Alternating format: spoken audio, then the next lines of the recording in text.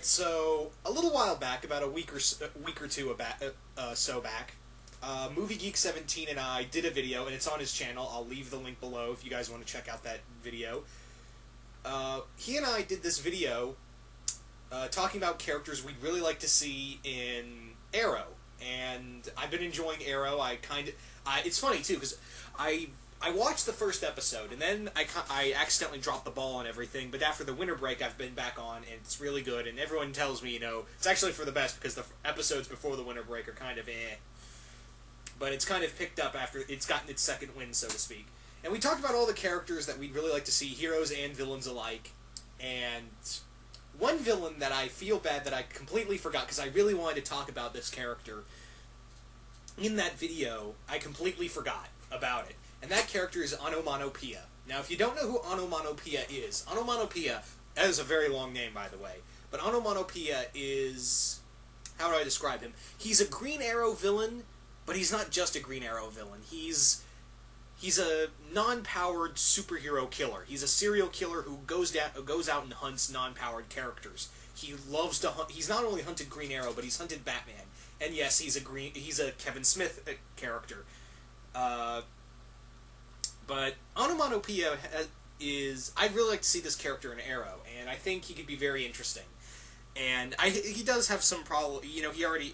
with Kevin Smith... he's a Kevin Smith character, so he already has his foot in the door for something, so we may see him later on the show. Probably not this season, maybe next season, or so on and so forth. But Onomatopoeia is just so cool.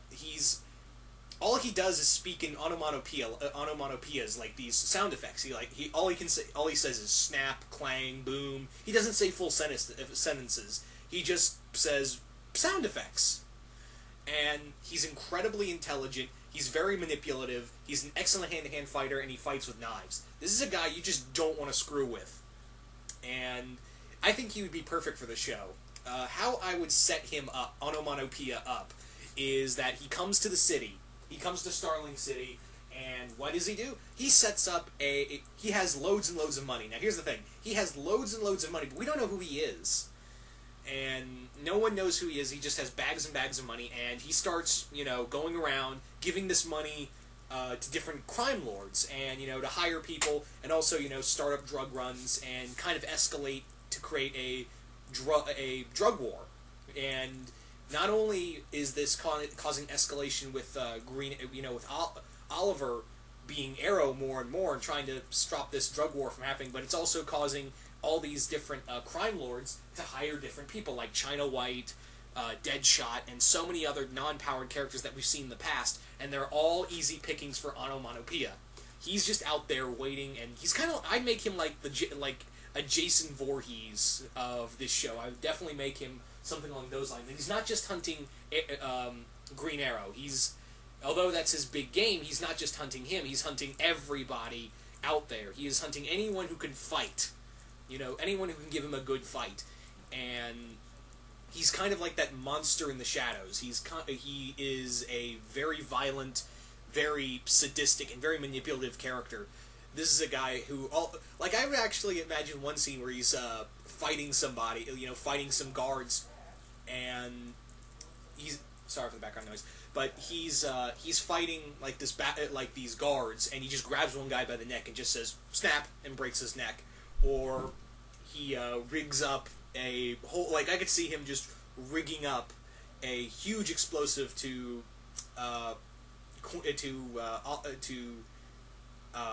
some building and just going boom.